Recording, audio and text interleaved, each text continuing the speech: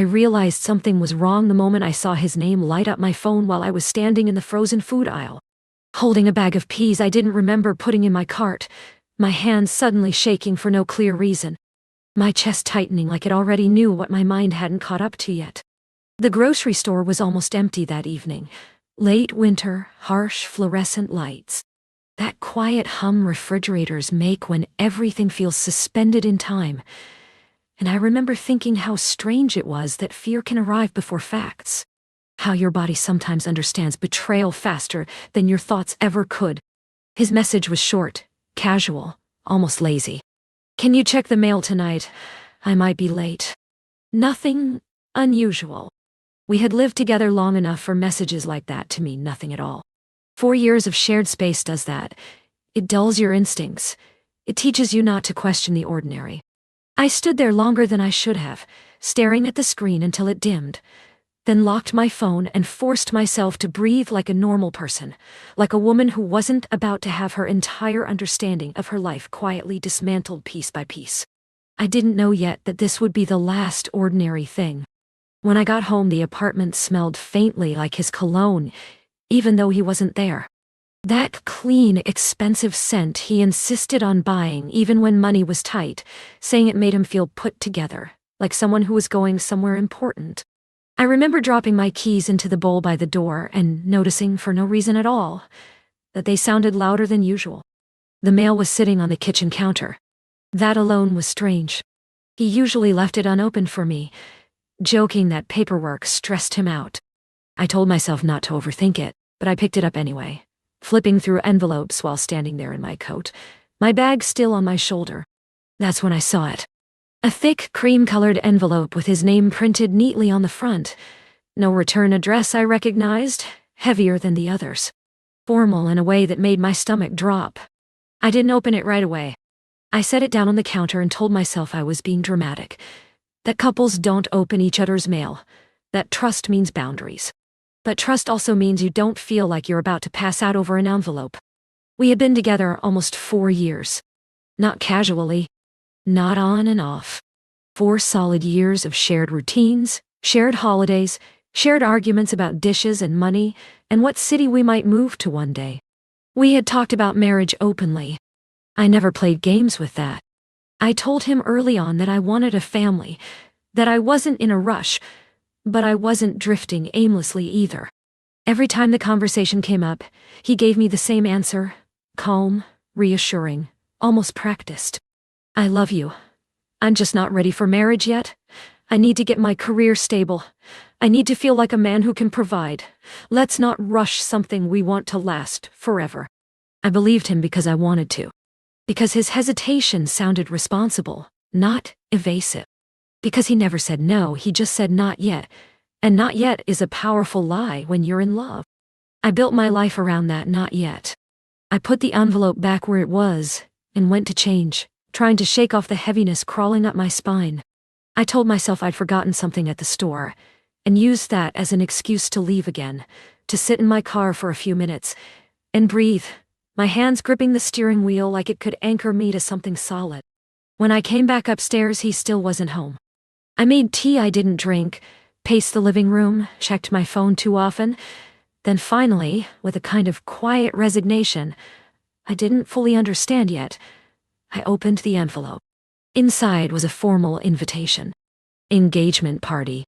His name listed as the guest, +1. A private event, upscale venue, dress code specified, RSVP, requested to a number I didn't recognize. The name of the woman hosting it sat there in elegant script, a name I had never seen before, but somehow instantly hated.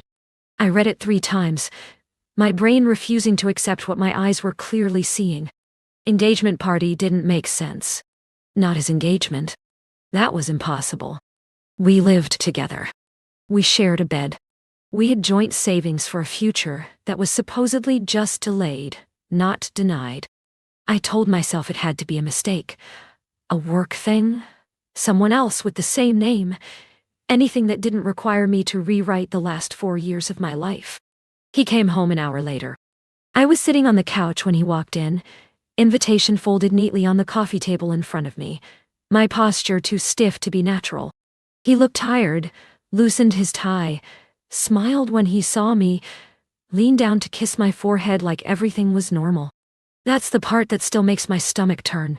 I asked him about the invitation without raising my voice, without accusation, just holding it out like a question mark.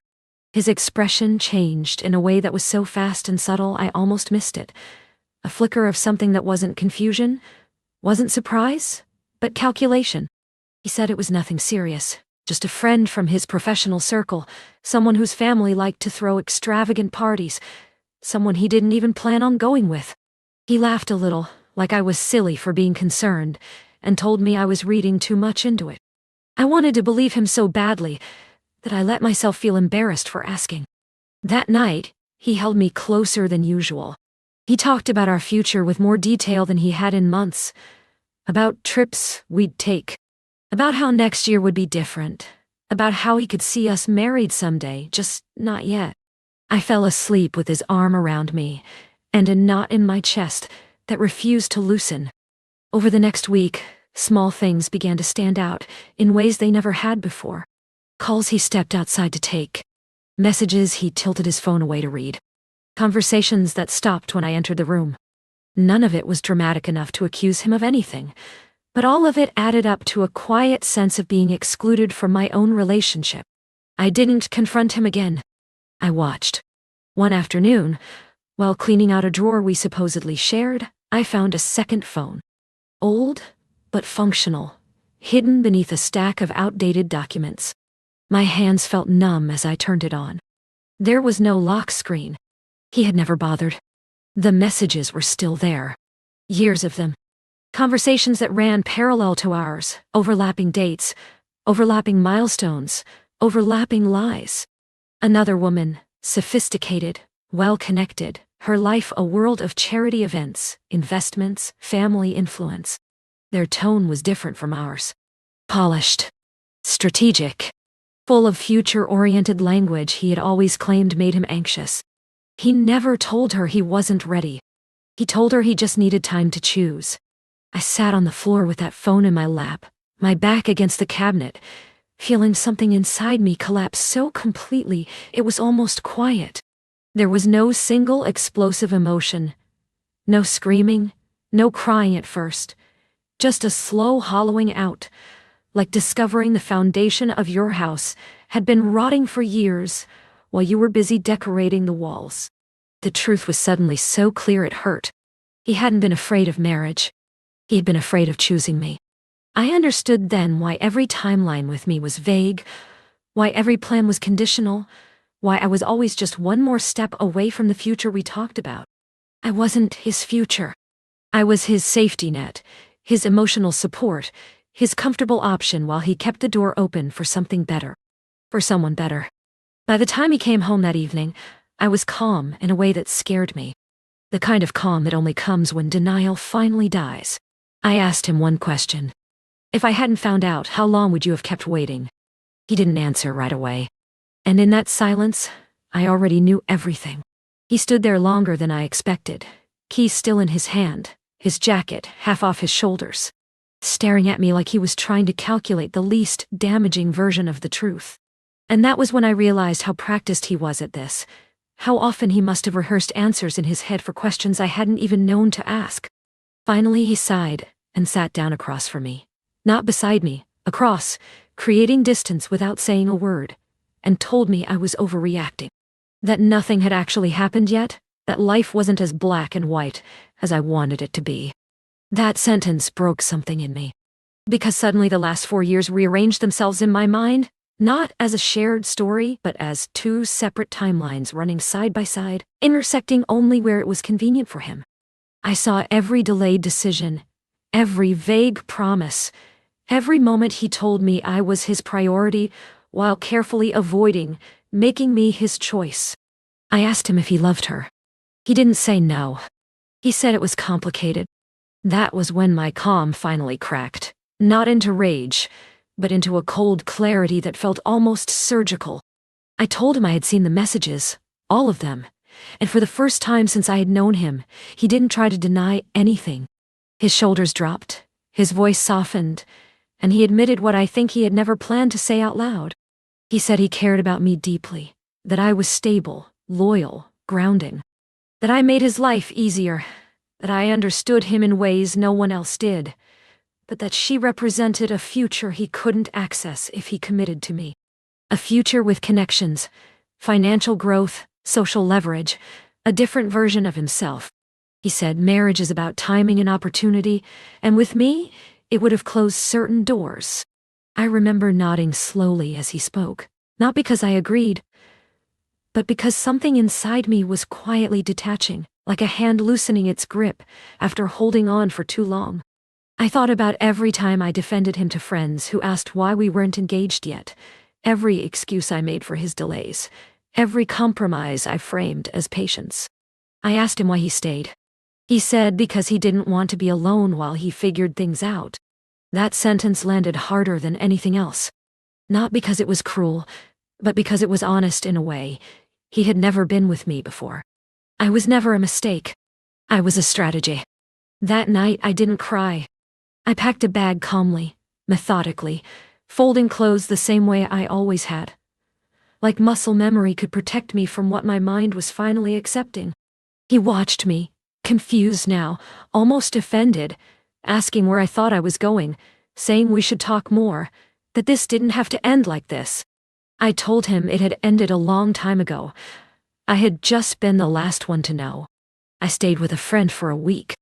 During that time, he texted constantly, not apologizing, but explaining, justifying, reframing, asking me to understand his position, his pressure, his fear of making the wrong choice. Every message centered him. My pain was an inconvenience he wanted resolved. I stopped responding.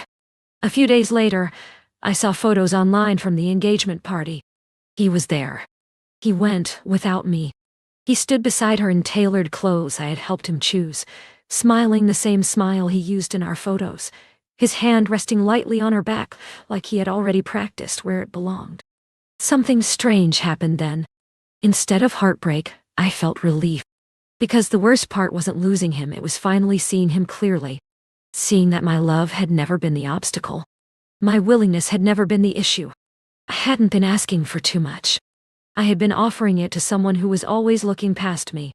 Months later, when people asked why it ended, I didn't say he cheated. I didn't say he lied. I just said we wanted different things. And in a way, that was true. I wanted to be chosen. He wanted options. I moved out permanently, rebuilt my routines, learned how to sleep alone again without feeling like I was being abandoned. It took time to stop blaming myself for not being enough, to stop replaying conversations looking for the moment I should have known. Now, when I think back to the grocery store, the envelope, the silence before his answer, I understand that my body had recognized the truth long before my heart was ready to accept it. He wasn't afraid of marriage. He was afraid of closing the door on something better. And the moment I walked away, I stopped being an option and started being free.